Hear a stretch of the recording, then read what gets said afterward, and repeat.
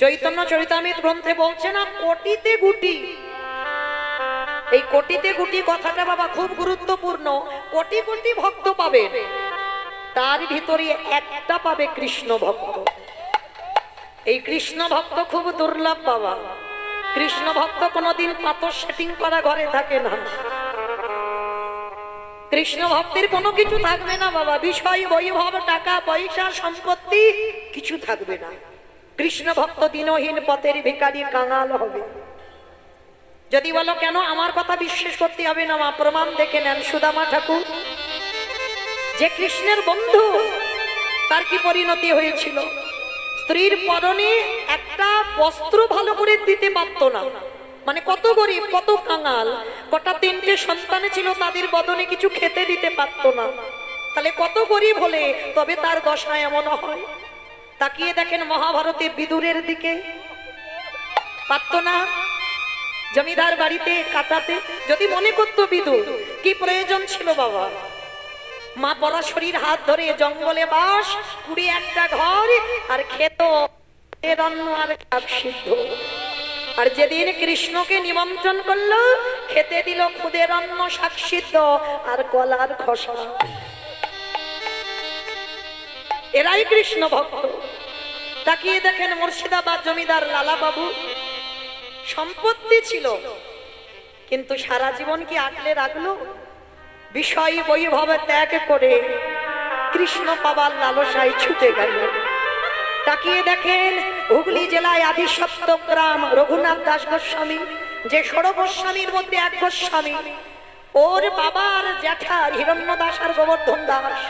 সম্পত্তি ছিল বাবা কত? প্রতি মাসের আয় ছিল 12 লক্ষ স্বর্ণ মুদ্রা। সেই রঘুনাথ দাস বাবা জ্যাঠা জমিদারি রাজপ্রাসাদ ত্যাগ করে ছুটে গেল রাধা কুণ্ডের তীর।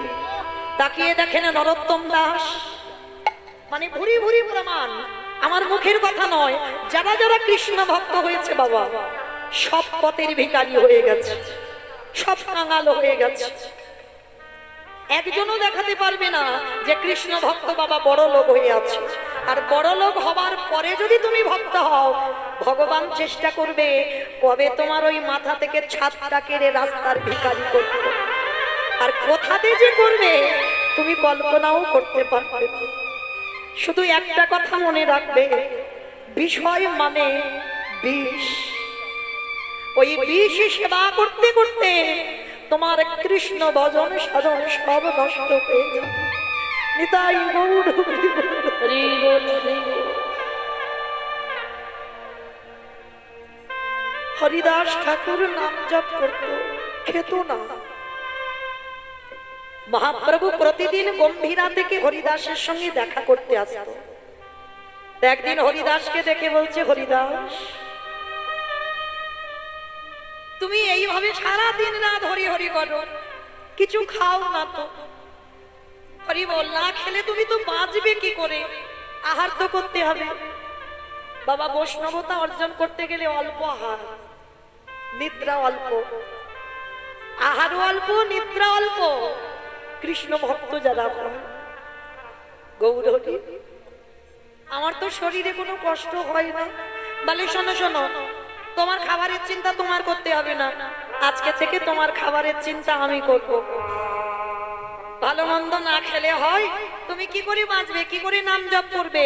আর এ জগতে আমার ভক্ত আছে অনেক, কিন্তু হরিদাস তুমি তো জানো না, তোমার মতো করে কেউ কোনোদিন আমার কৃষ্ণ নাম শোনায় না। নিতাই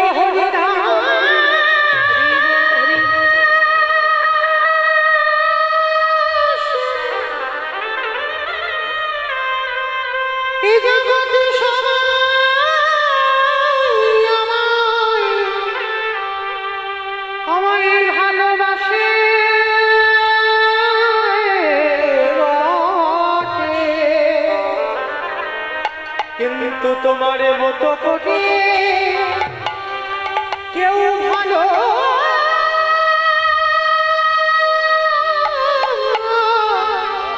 বাসে না।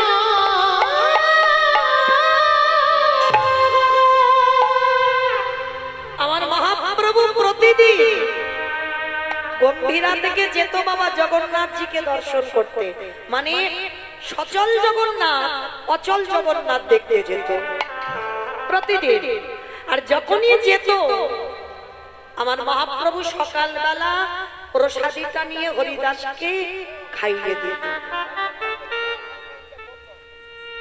এইবারে যেই না গেছে বাবা জগন্নাথজির কাছে সকাল সকাল, তো আজকের আমার মহাপ্রভুর প্রসাদী স্বরূপ কি পড়েছে জানো? জগন্নাথের একটা দাঁতন কাঠি, মানে বকুল গাছের কাঠি।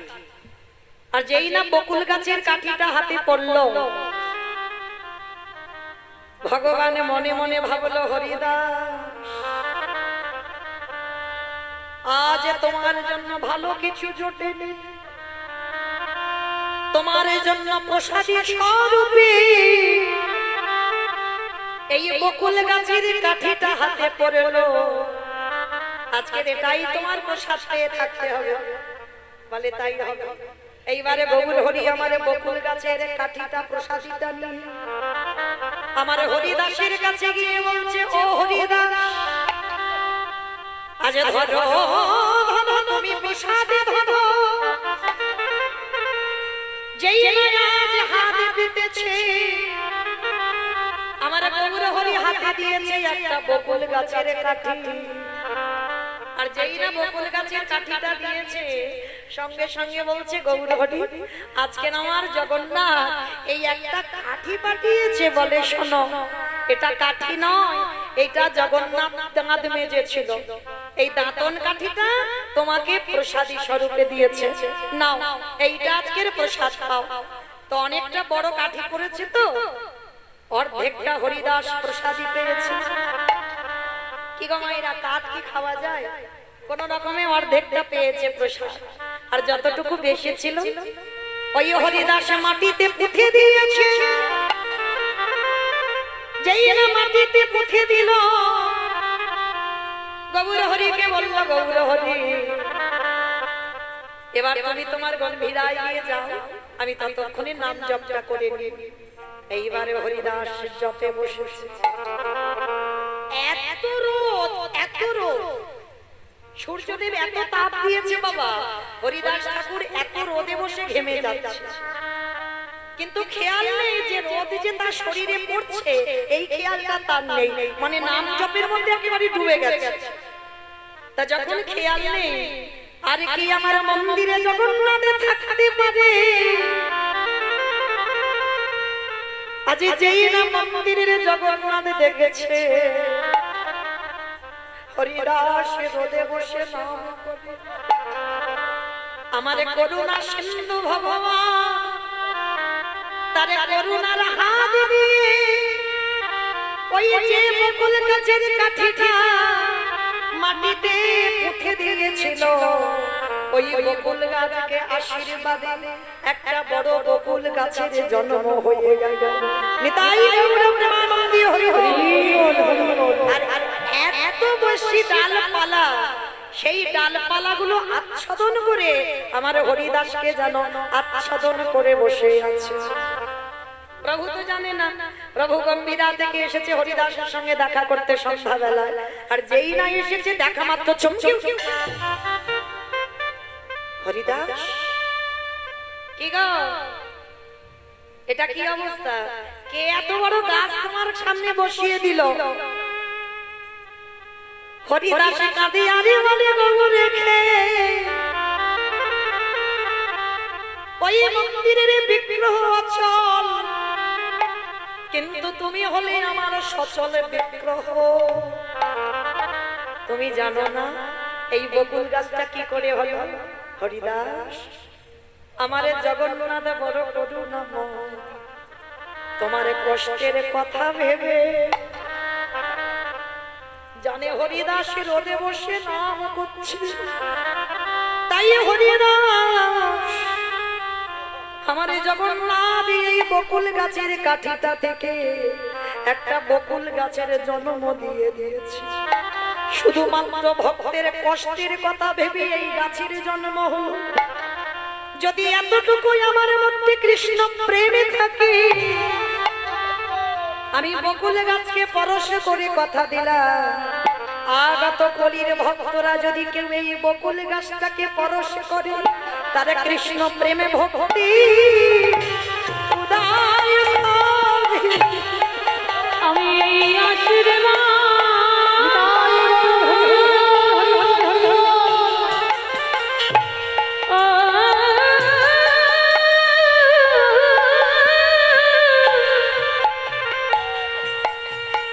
আমি এই আশীর্বাদ করে রাখলাম, তারে কৃষ্ণ প্রেমে ভক্তি উদয় হবে।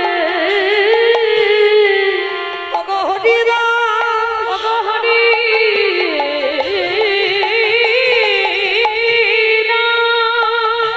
এই জগতে আমার অনেক ভক্ত আছে বটে, ভক্ত আছে বটে, কিন্তু তোমার মতো করি ওগো আমার প্রেমে দিদি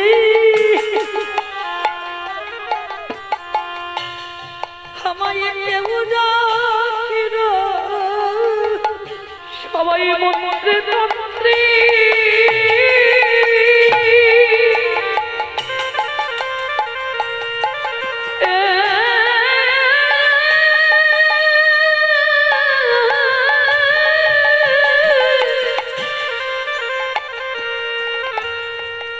সবাই মন্ত্রে তন্ত্রে ভালোবাসি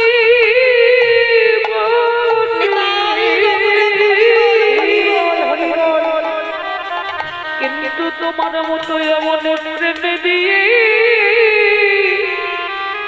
আমায় কেউ ভালোবাসে না। যদি ডাকার মতো ডাকা যায়, ভালোবাসার মতো যদি বাসা যায়, আমার ভগবানের পৃথিবীর যেখানে থাকুক না কেন, সে যে ভক্তের ডাকে আমার দয়াল ছুটিয়া আসে। সে যে ভক্ত বনা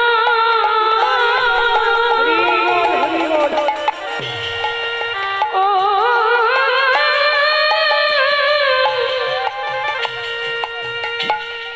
সে যে ভক্ত বনা বড় ভালো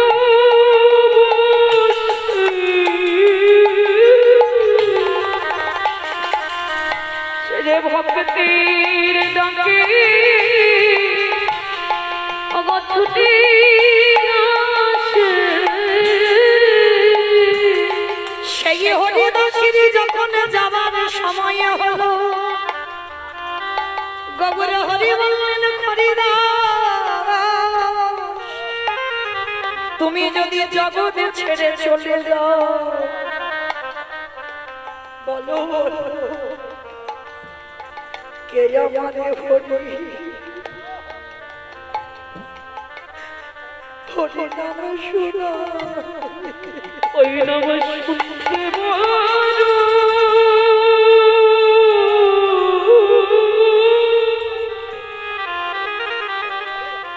নাম শুনতে বড় বড় ভালো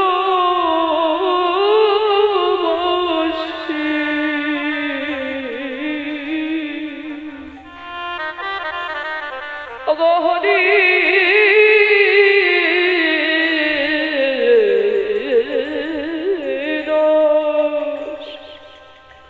বলো কে আমারে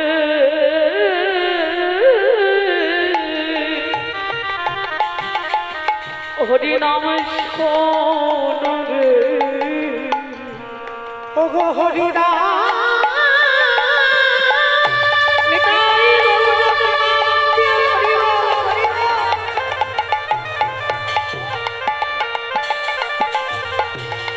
ওগো তুমি তো জানো না,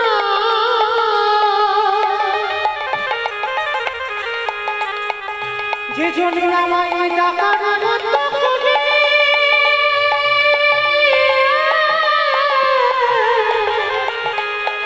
ডাকে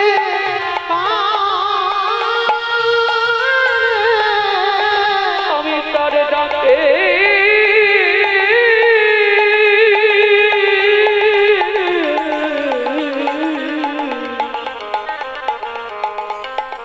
আমি তার ডাকে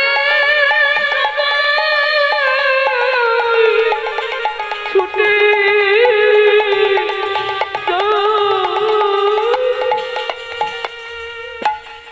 ভগবানের কাছে যদি প্রার্থনা করতে হয় একটাই প্রার্থনা করবে, হে দয়াল তোমার কাছে নিবেদন, যতদিন সংসারে থাকব আমি যেন কাঙাল হয়ে থাকতে পারি।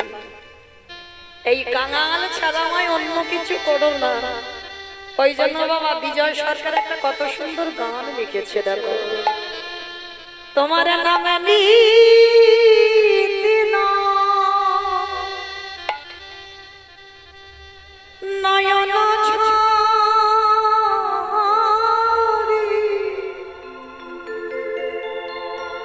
প্রেম বর্ণনা বেশে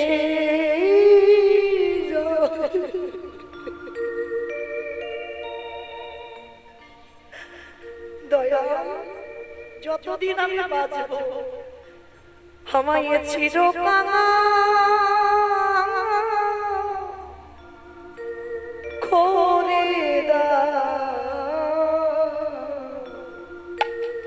করে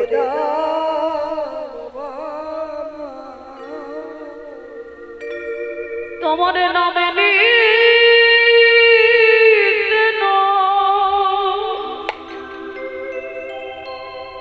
নয়ন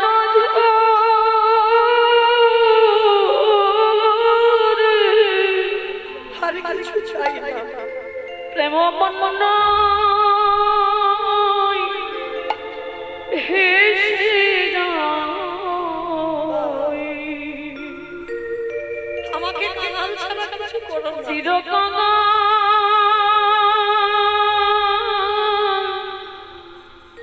করে রাধে রাধে করে আরো কি বলছে দেখো, আবার যদি কোনদিন আসি দয়া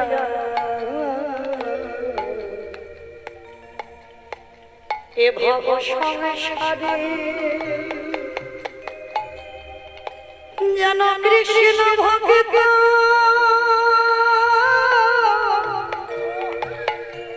মায়ের গরিবে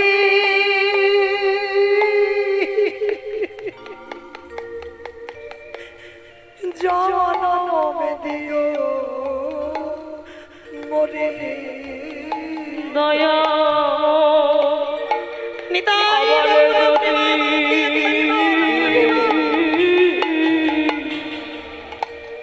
আসি দয়া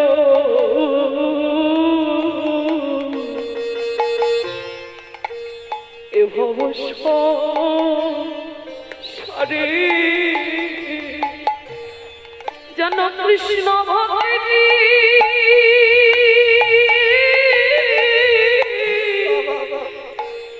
মায়ের গড়ে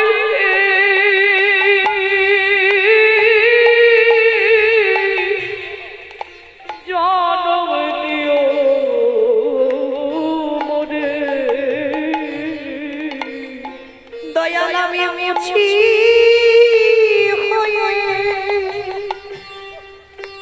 সেদিনে আমি সুচি সেদিনের মধ্যে হয়ে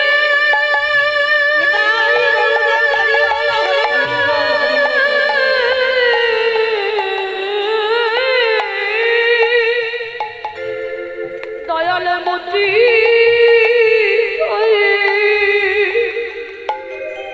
আমি সুচি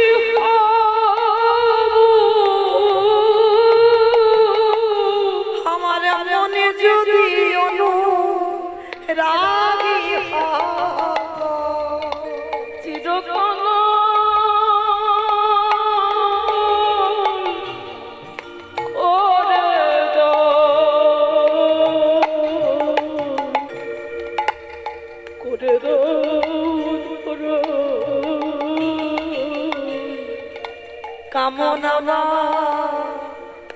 সোনা ছেড়ে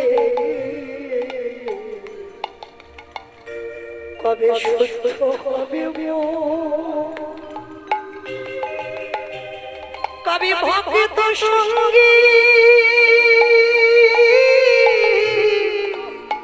প্রেমে তরঙ্গে যাব মধু বৃন্দাবন দয়া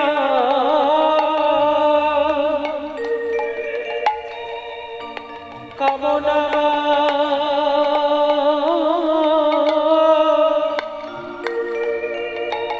বাসনা ছেড়ে শুদ্ধ হবে কবে ভক্ত সঙ্গী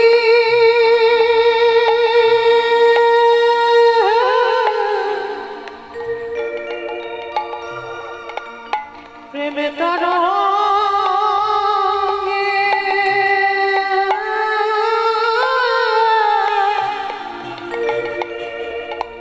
যাব মধুর বৃন্দাবন ভগব্রজ গোপী আমি সঙ্গে মিশে ওই ব্রজগোপী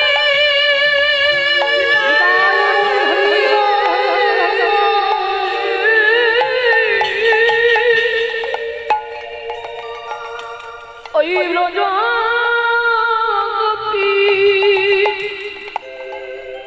আমি সঙ্গে মিশে ভক্তির পদ ধুলা মাগব চিরকাল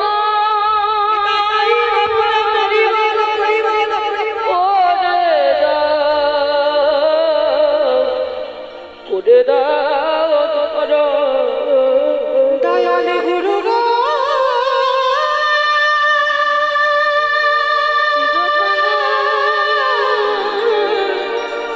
করে গুরু চিরকাল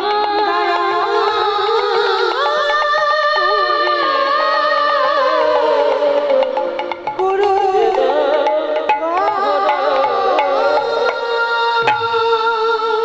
তাই ভক্তি যারে কৃষ্ণ তারে সর্বশাস্ত্রে সর্বশাস্ত্রে ভক্তি না থাকিলে কৃষ্ণ দেখে বাকি সেই দিন মহাভারতে কুরুক্ষেত্রের মাঠে দাঁড়িয়ে আমার ভগবান কৃষ্ণকে গান্ধারী অভিশাপ দিল বলল কৃষ্ণ রে আজ যেমন আমার গুরু বংশ ধ্বংস করে দিলি কথা দিলাম আমার মতো করে তোরে কাঁদিতে আমি এই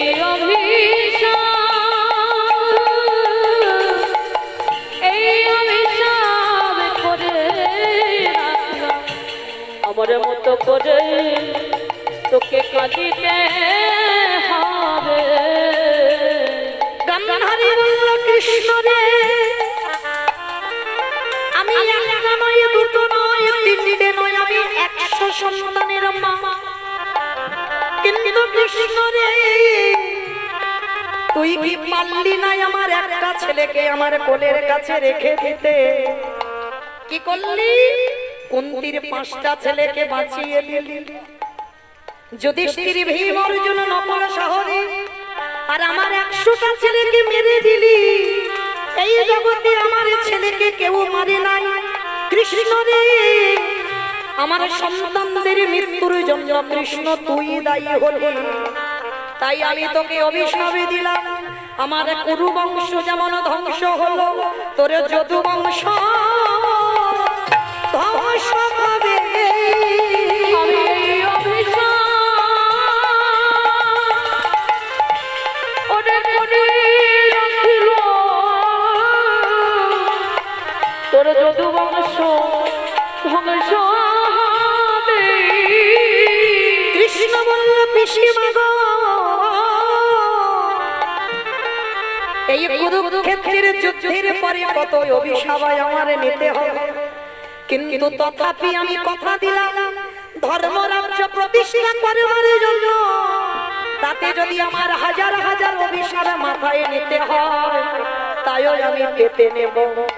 গান্ধারী বলছে কৃষ্ণ আমি বুঝেছি কুন্তি তোর নিজের পিসি, ওই জন্য তুই ওর ছেলেগুলোকে বাঁচালি, আমি তোর নিজের পিসি নয়, ওই জন্য আমার ছেলেগুলোকে তুই মেরে দিলি। ভগবান হেসে উঠল, পিসিমা এই জগতে কেউ আমার আপন নয়, কেউ আমার পর নয়, যে জন ধর্মকে আঁকড়ে ধরে আমি স্বয়ং ধর্ম তারই রক্ষা করি। আরে যারা ধর্মের পথ বেছে নেয় তাদের বিনাশ অবশ্যম্ভাবী হবে, কারণ আমি গীতায় বারে বারে বললাম যাদা যাদা হি ধর্মস্ব দ্বারা ভবতি ভারত তৎপুরুষানামে অধর্মস্য তদধর্মানস্য মহা পরিত্রাণায় সাধুনাং বিনাশায় যদুষ্কৃতং ধর্ম সংস্থাপনায় সম্ভবামি যুগে সম্ভবামি দুষ্কৃতীদের বিনাশ সাধুদের পরিত্রাণ ধর্মরাজ্য প্রতিষ্ঠার জন্য আমার অভিশাপ মাথায় নিলেও আমি সেটাই করব। কিন্তু পিসি তুমি ভুল বললে, আমার কুন্তিমা নিজের পিসি বলে তার ছেলেগুলোকে বাঁচালাম, আর তুমি আমার নিজের পিসি নয় বলে তোমার 100টা ছেলে মেরে দিলাম, এটা তোমার ভুল ধারণা। পিসিমা এটা যদি ভুল ধারণা না হবে চলো আমি তোমাকে একটা জিনিস দেখাই। কি দেখাবি কৃষ্ণ? চলো না দেখাচ্ছি। হঠাৎ আমার গান্ধারী পিসির হাতটা ধরি নিয়ে গেছে বাবা বিশাল বড় একটা কুরুক্ষেত্রের মাঠে বটবৃক্ষ, আর ওই বট গাছের ডালে দর্শন করলো।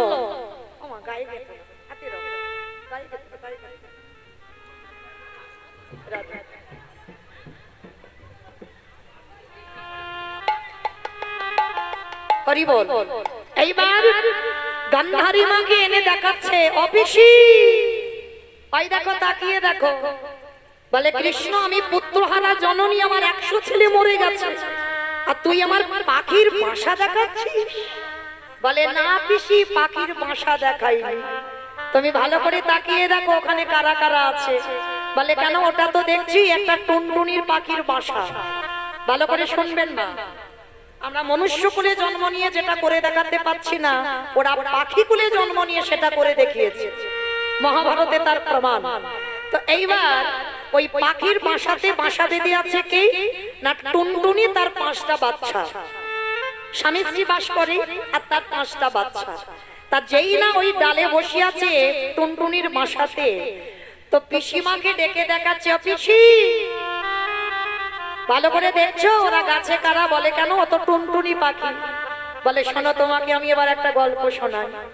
যেদিন বাবা কুরুক্ষেত্রের মাঠে যুদ্ধ হবে ঠিক 3 দিন বাকি আছে, 3 দিন আগে থেকে ঘোষণা করে দিয়েছিল, শোনো শোনো শোনো এই কুরুক্ষেত্রের মাঠে যারা যারা আছো, মানব দানব খেচর খেচড়ি পশু পাখি কীট পতঙ্গ তরু লতা গুল্ম যারা যারা আছো সবাই মাঠ থেকে চলে যাও।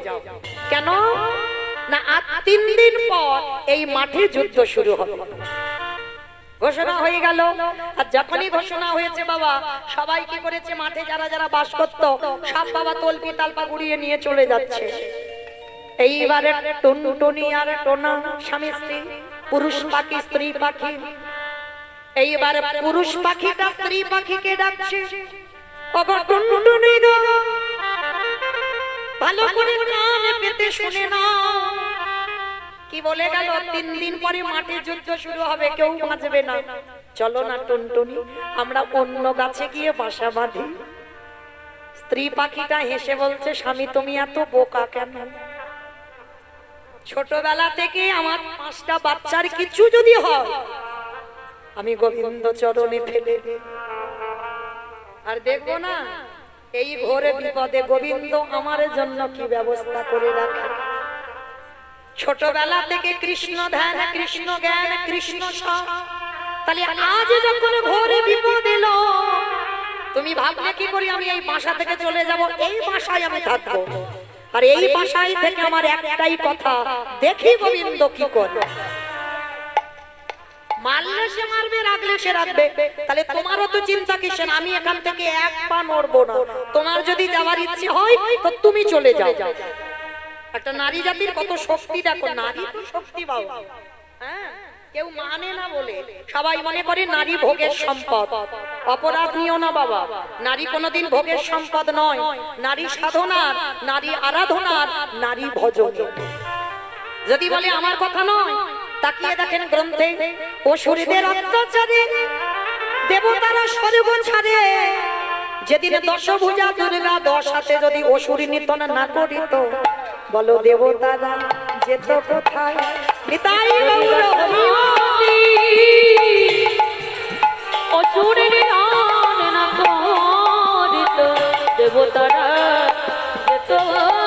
আস্তে আমাইরা মহালয়ে তো দেখেছো, মহালয়ে দেবতাদের তেজ দিয়ে কি পুরুষ সৃষ্টি করেছিল? করেছিল নারী সৃষ্টি। আর সেই নারী শক্তি তো নিধন করলো অসুর। হ্যাঁ, তাহলে নারী দুর্বল নয়। তাকিয়ে দেখেন গ্রন্থের দিকে, ওই চণ্ডী ঠাকুরের রামের চরণ ভজন করে পেয়ে গেল গোবিন্দ চরণ। কি গো, চণ্ডী ঠাকুর তো কালী সাধনা করতো, বাঁশুড়িয়ার মন্দির, বাঁশুড়ি মাকে সেবা করতো, কালী ভক্ত ছিল তো। আর সেই চণ্ডী ঠাকুর যখন রামের প্রেমে পড়লো, তখন তো জানলো কৃষ্ণ সম্পদটা কি। তাহলে নারী ভজনের নয়। তাকিয়ে দেখেন বিল্লমঙ্গলের পানে একজন পতিতা নারী বার বনিতা, সেই চিন্তামণির প্রেমে পড়ে আমার রাধা মাধবের কৃপা পেল।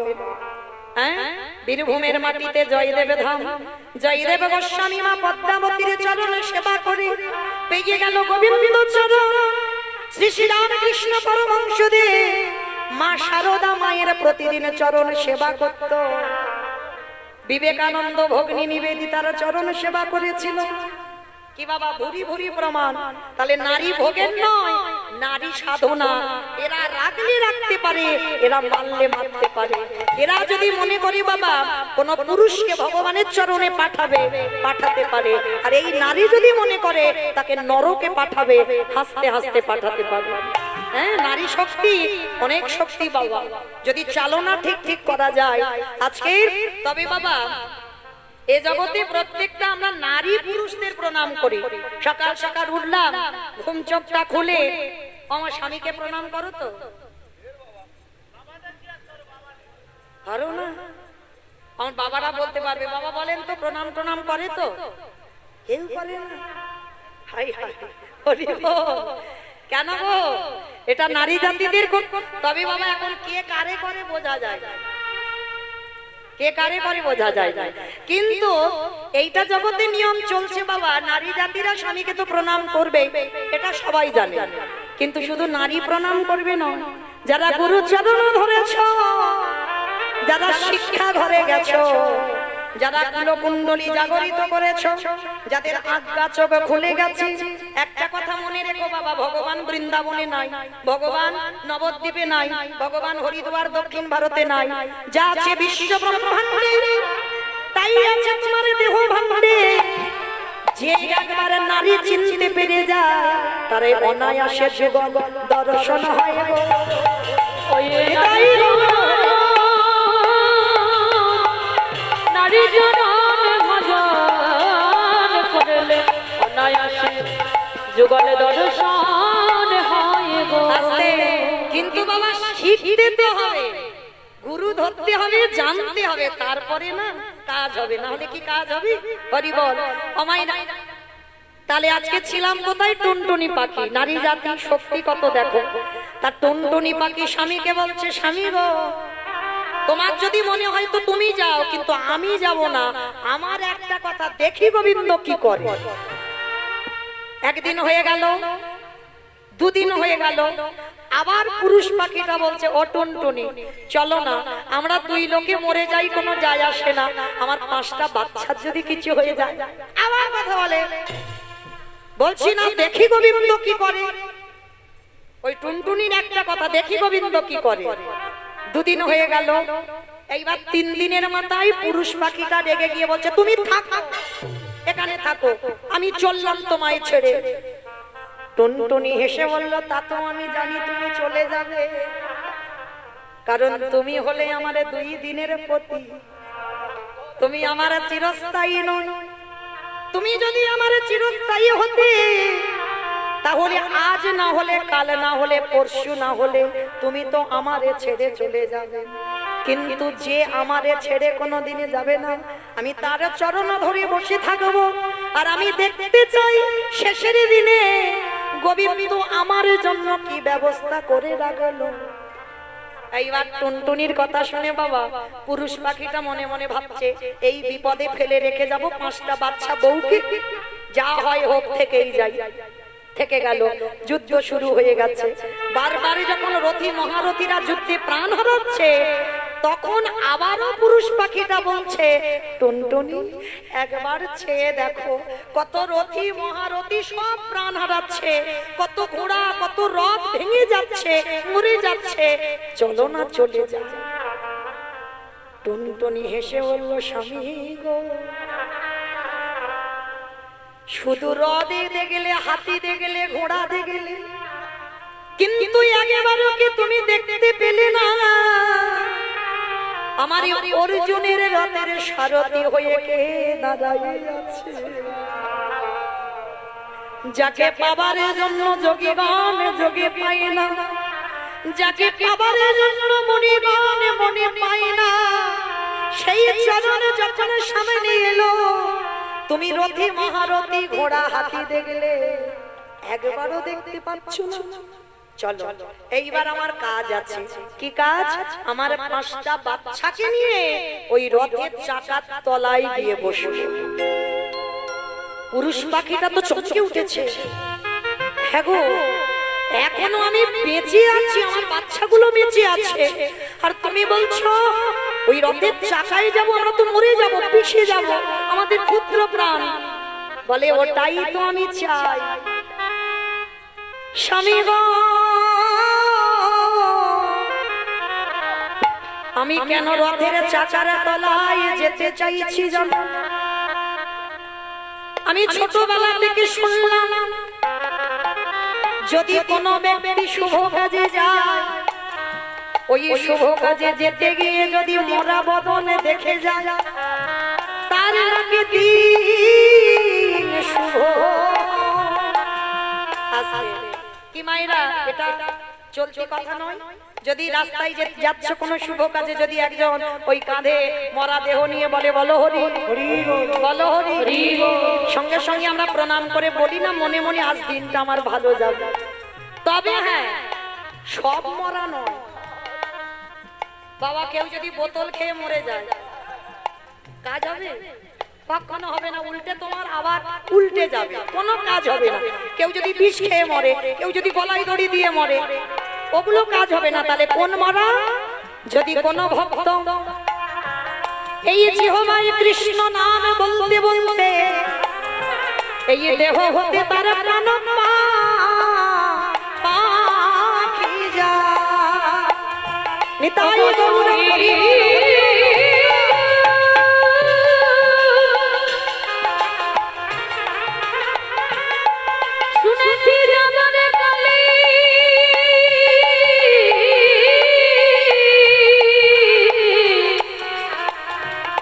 দেহ দর্শন করলে তার যাতনা নাকি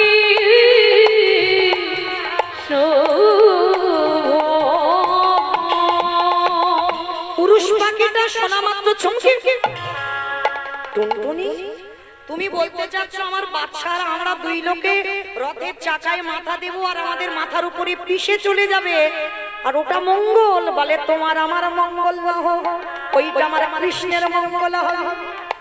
কারণ আমি জানি কৃষ্ণ ভক্ত আমি, আর আমার মরা দেহ দেখে যদি আমার কৃষ্ণ যুদ্ধ করে, ওই যুদ্ধে আমার কৃষ্ণকে পরাজিত করতে পারবে না। এই হলো ভালোবাসা, নিজের জন্য নয়, ভগবানের জন্য প্রাণ দিতে রাজি। হ্যাঁ, এইবার কি করেছে, টুনটুনির কথা শুনে স্বামী স্ত্রী 5টা বাচ্চা রথের চাকার তলায়, মানে এমন ভাবে শয়ন করেছে বাবা। পাখির বাচ্চার মাথা মানে কতটুকু মাথা, ওইটুকু মাথা দেওয়া, মানে একটু যদি চাকা যায় সবকটা পিষে যাবে। যেই না বাবা চাকার কাছেই দাঁড়িয়ে আছে আর চাকাটা গড়াতে যাবে, ভগবানের নাম তো চিন্তা মনে, মানে কত ভাবনা তার মাথায় রাখতে হয় বাবা। এই জায়গাটাই ভেবে দেখে, মানে একটু যদি চাকা গড়ায় তাহলে পাখির বাচ্চাগুলো মরে যাবে, সে চিন্তা ভগবানকে করতে হচ্ছে। সবে রথ যাবে, ভগবান অর্জুনকে বলছে দাঁড়াও দাঁড়াও, আর রথ যাবে না। বলে কেন পার্থ যাবে না কেন? বলে যাবে না। অর্জুন তুমি একটা বাণ নিক্ষেপ করো। কোথায়? ওই যে দুর্যোধনের হাতিটা দাঁড়িয়ে আছে, হাতির গলায় যে ঘন্টাটা ঝুলছে ওই ঘন্টাতে মারো। তবে দেখো এখন যেন হাতির গায়ে আঘাত না লাগে। ঘন্টায় মারলো, যেই ঘন্টাটা মাটিতে পড়লো, এইবার ভগবান আমার টুনটুনির কানের কাছে গিয়ে দৈববাণী করলো, টুনটুনি যাও তোমার 5টা বাচ্চা তোমার স্বামীকে নিয়ে ওই ঘন্টার ভিতরে প্রবেশ করো। যেই না ইঙ্গিত দিল বাবা, ভগবানের ইঙ্গিত সবাই বুঝতে পারে না, হ্যাঁ সবাইকে ইঙ্গিত দেয় তোমার সামনে বিপদ না তোমার সামনে মঙ্গল দেয় ইঙ্গিত।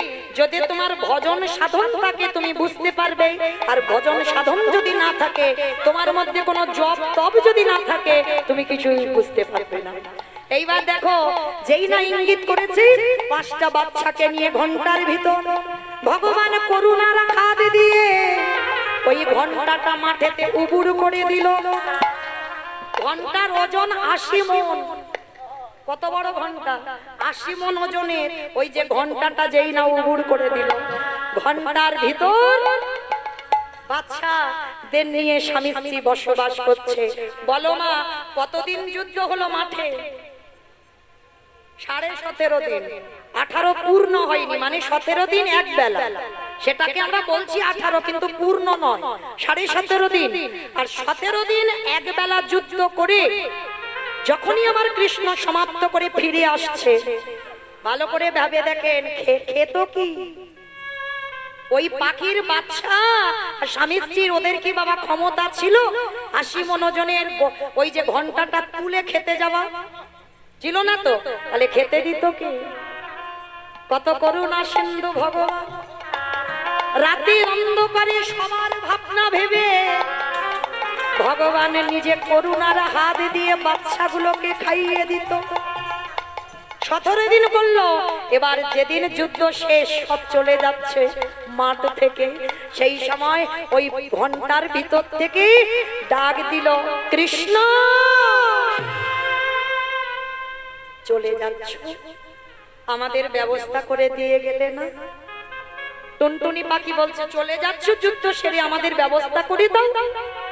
ভগবান নতুন করে বটবৃক্ষের ডালে পাখির বাসা তৈরি করে ভগবান করুণার হাত দিয়ে বাচ্চাগুলো টুনটুনি স্বামী স্ত্রীকে নিয়ে বাসার উপরে তুলে দিল। গান্ধারীকে বলছে অপিসি, ওই টুনটুনি কি আমার নিজের পিসি ছিল? আমার যেখানে এসেছে আবার সেখানে ফিরেছে। গান্ধারীকে বলছে এতক্ষণ গল্পটা যে করলো, গান্ধারীকে বলছে ও পিসি, ওই যে টুনটুনি কি আমার নিজের পিসি ছিল? ছিল না তো। তাহলে এখানে আমার আপন পর কেউ নয়, যে জন্য ডাকার মতো ডাকেতে পারবে, ভালোবাসার মতো বাসতে পারবে। আমি ভগবান হয়ে সারা জীবন ও আমি যে ভক্তমান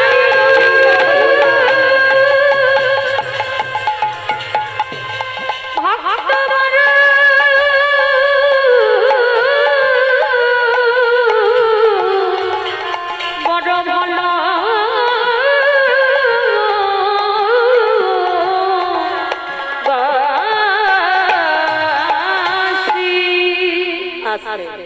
তাহলে আজকে বোঝা গেল বাবা সেই চৈতন্য মহাপ্রভু আমার ভর দুপুর বেলা হেমশয় অতি গোড়া সুমধুর হাসতোরা।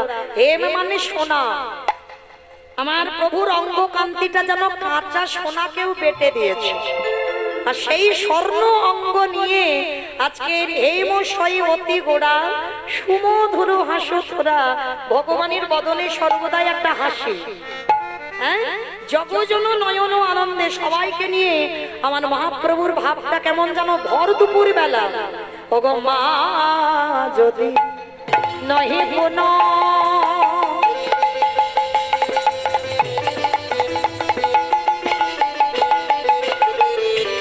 ওগো বসনে গা আপৃত তমন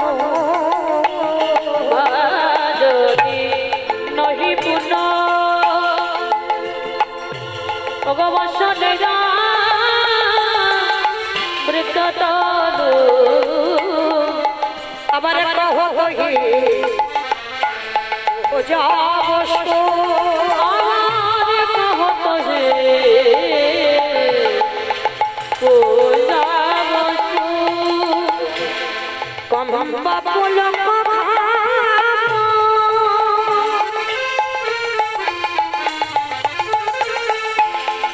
সরি ভঙ্গ অনুপম কম্বা পুলক ধাম সারে ভঙ্গ অনুপম অগ নয়নহি জলে পরিপূর্ণ নয়ন হে জলে পরিপূর্ণ অগ নয়নহি জলে পরিপূর্ণ নয়ন হে জলে পরিপূর্ণ। আসতে আমাইরা মাঝ দুপুর বেলা মানে একেবারে ভোর দুপুর, ভর দুপুর বেলা আমার মহাপ্রভুর ভাবটা কেমন না আজকে নারী ভাব। মানে এখানে বাবা এটা গৌরচন্দ্র হচ্ছে না, গৌরচন্দ্রিকা। যেহেতু আমার ভগবানের রাধা রানীর ভাব, যেখানে রাধা রানীর ভাব হয় সেখানে গৌরচন্দ্রিকা হয়, গৌরচন্দ্র নয়। এখানে তো কৃষ্ণ ভাব নয়, এখানে রাধা ভাব। তো আজকে আমার ভগবান রাধা ভাবে ভাবিত হয়েছে। আর রাধা ভাবে ভাবিত হওয়া মানে বাবা নারী সাজা। শুধু নারী সাজলে হবে না, ভগবান কি করেছে জানো, কণ্ঠে সুরটা বদলে গেছে। মানে যে মহাপ্রভু যে পুরুষ, সেই পুরুষের সুর নেই, কণ্ঠটা বাবা নারী হয়ে গেছে। আমাইরা এই যে আমার এই ভাইটা রোলান বাজাচ্ছে, বুঝতে পারছো নারী গাইছে না পুরুষ গাইছে? নারী। এই ভাবটা তো আজকের আমার মহাপ্রভু। মানে দেখতে পুরুষ, মানে দেখে মনে হচ্ছে পুরুষ, কিন্তু ওর বাইরেটা পুরুষ, কণ্ঠটা নারী ভাব। তো আজকে যার জন্য বলছে ওই যে কম পুলক ঘাম স্বর ভঙ্গ অনুপম, মানে স্বরটা ভঙ্গ হয়ে গেছেন, পুরুষ থেকে নারী হয়ে গেছে। হ্যাঁ, তা যেই না নারী ভাব হয়েছে আর এমন ভাবে যাচ্ছে বাবা, ঠিক রাধারানী যেমন বৃন্দাবনে ছলা করে গিয়েছিল ঠিক সেইভাবে যাচ্ছে। আর দেখবেন ওই যদি নারী জাতিরা, এটা অপরাধ নিও না, একটা কথা বলি, ওগো কামিনী কাম কলিত তুচ্ছ মানস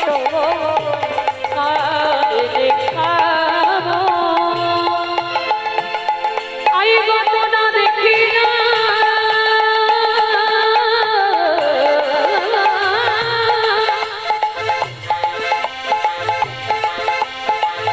আমার গোড়া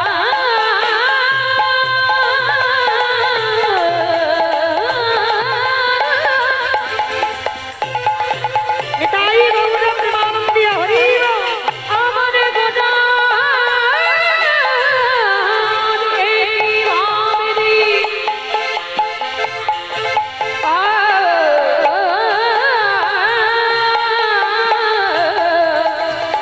ভাবত কিছু বোঝা না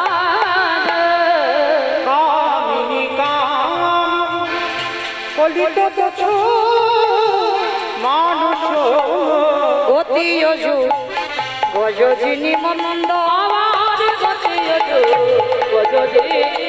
আদি গতি যোগাযোজিনী মন্দ কি গো? ঘোড়া গজ মানে ঘোড়া, হাতি। আজকের আমার মহাপ্রভু হেঁটে যাচ্ছে, হাতি টাতি দেখেছো? হাতি কিরকম করে হাঁটে গো? ছুটে ছুটে হাতি ছুটে ছুটে হাঁটে, দুলে দুলে হাঁটে, দেখবেন। অপরাধ নিও না, একটা কথা বলি, বাস্তবে তোমরা যেন কেউ রেগে যেও না, কেমন? এটা বাস্তবের কথা বলছি। যদি বাবা ঠিক ঠিক বনিদি বাড়ির মেয়ে হয়, পরিবেশ ভালো, বাবা মার শিক্ষা ভালো, তাদের পোশাক, তাদের চলাফেরা, তাদের রাস্তায় হেঁটে যাওয়া সবটাই আলাদা হবে। বনিদি বাড়ির মেয়ে হয় যদি বাবা মার যদি ঠিক ঠিক শাসন থাকে, হ্যাঁ, আর বাবা মার যাদের শাসন নাই বাবা, তাদের কথা বাদ দিলাম, যাদের শাসন আছে বাবা, তাদের রাস্তাঘাটে চলাফেরাটা একটু আলাদা হবে। আর দেখবেন এক একটা মেয়ে যখন বনিদি বাড়ির মেয়েরা যায় না, ঠিক এই যখন হেঁটে যাবে ঠিক হাতির মতো দুলে দুলে যাবে, পাওয়া যায় না? দেখবেন অনেক অনেক মেয়ের হাঁটা চলাটা ঠিক হাতির মতো দুলে দুলে যায়, হ্যাঁ। আর এক একটা মেয়ে হেঁটে যাবে না ঠিক ভূতের মতো, মানে একটা উল্টি যেরকম যায়, মানে রাস্তায় একটা করে পা ফেলবে যেন কাঁপে উঠবে পা। আছে অনেকে আছে, লক্ষ্য করবে, মানে এমন এমন জোরে জোরে পা ফেলে, হ্যাঁ। তা এই যে আজকের আমার মহাপ্রভুর ভঙ্গিমাটা ঠিক হাতির মতো দুলে দুলে যাচ্ছে। গতি অজু গজজিনি মম, দেখো গতি অজু গজজিনি মন্দ, আগে গতি অজু গজজিনি মন্দ, আজ গতি অজু গজজিনি মন্দ। পুরবের কথা মনে হলো, আজ পুরবের কথা মনে হলো, ওই না পুরবের কথা মনে হলো। আমার আমিনিদি গৌর হরি পুরবের কথা মনে হলো। আস্তে বাইরা, এইবার ভগবান কি করেছে, মাথায় ঘোমটাটা দিয়েছে, লীলার পাশে ভাগবত বলছে, বামে ভুজই বসনে মুখ ছাপই, বামে নয়নে ঘন চা। বাম নয়নে ঘন নাই। আস্তে এই জায়গাটাই শুনতে হবে, এই হলো বৈষ্ণব কথা বলি। বাম ভুজই বসনে মুখ ঝাঁপই, বাম নয়নে ঘন চা। আমার বাম ভুজ মানে হাত, বাম ভুজই বসনে মুখ ঝাঁপই মানে কাপড়টা নিয়ে মুখটা ঢেকে দিয়েছে, হ্যাঁ। বাম ভুজই বসনে মুখ ঝাঁপই, বাম নয়নে ঘন চা। আচ্ছা মা, তোমরাও শাড়ি পরেছো, আমিও শাড়ি পরেছি, তা শাড়ি যখন আমরা পরেছি, শাড়ি পরে বাবা আঁচলটা আমাদের কোন দিকে আছে? উপর দিকে, বাম দিকে, বাম দিকে আছে তো। তাহলে বাম দিকে যদি শাড়ির আঁচল থাকে, আমি যদি মাথাতে ঘোমটা দিই, তাহলে কোন হাত হবে? ডান হাত। তাহলে হিসাবে কি পদাবলিতে বলবি? ডান ভুজই। তাহলে বাম ভুজই বলছে কেন? হ্যাঁ, কারণ বৃন্দাবনের গোপী ভাব। কারণ এইটা মনে রাখতে হবে সবার আগে, বৈষ্ণব মহাজনেরা বাবা কত ভেবে বৈষ্ণব পদ লেখে, হ্যাঁ। তারা কোন রাজ্যে বসে, মানে দুম করে তো বলে দিতে পারত, যদি নারী ভাবটা এসেছে সেইভাবে কি বলতাম, ডান ভুজই বসনে মুখ ঝাঁপই, ডান নয়নে ঘন চা বলে দিতাম। কিন্তু না, সে জায়গাটা কত লক্ষ্য করতে হয়েছে দেখেন। বৃন্দাবনে যারা ব্রজগোপী, তাদের শাড়িটা আমাদের মতো পরা নয়। পরা কি? তাদের শাড়িটা কেমন করে পরা? ঠিক এইরকম থাকে না আঁচলটা, হিন্দুস্তানি তো। আর হিন্দুস্তানি মারোয়ারি যারা হয়, যারা বিহারি, তারা দেখবেন ঠিক এমনি করে আঁচলটা দেয়। আর এমনি করে আঁচল দিলে তাহলে ডান দিক থেকে আঁচল উঠেছে, আর আঁচলটা দিয়ে যেই না মাথায় দেব, তখন কোন হাতে হবে? বাম হাত। ওই জন্য বৈষ্ণব মহাজনেরা পদ লিখছে, বাম ভুজই বসনে মুখ ঝাঁপই, বামে নয়নে ঘন চা। বাম নয়নে ঘন ছাই।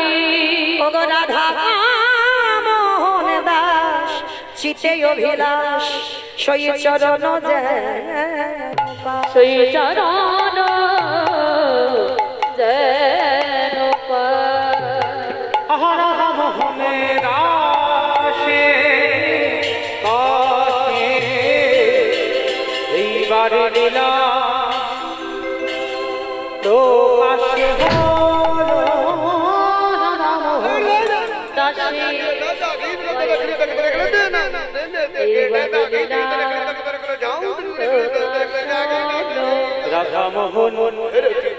কে